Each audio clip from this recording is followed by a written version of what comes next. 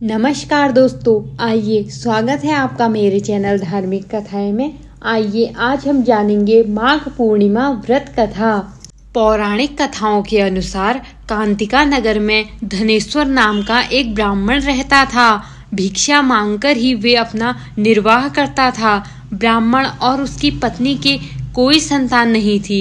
एक दिन नगर में भिक्षा मांगने के दौरान लोगों ने ब्राह्मण की पत्नी को बांझ कहकर ताने मारे, साथ ही उसे भिक्षा देने से भी इनकार कर दिया। इससे ब्राह्मण की पत्नी बहुत दुखी हुई और इस घटना के बाद उसे किसी ने 16 दिन तक मां काली की पूजा करने को कहा।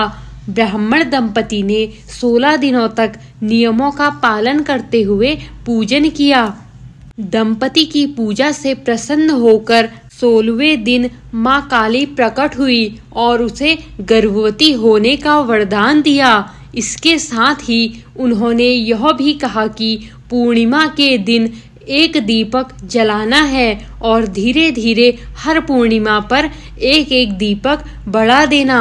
ऐसा कम से कम 32 संख्या तक जलाएं और दोनों पति पत्नी मिलकर पूर्णिमा का व्रत रखें। मां काली के कहे अनुसार ब्राह्मण दंपति ने पूर्णिमा को दीपक जलाना शुरू कर दिए और व्रत रखे।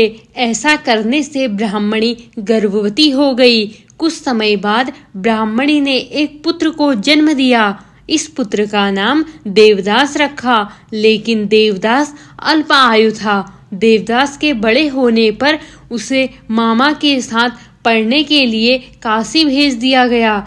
काशी में एक दुर्घटना घटी, जिस कारण धोखे से उसका विवाह हो गया।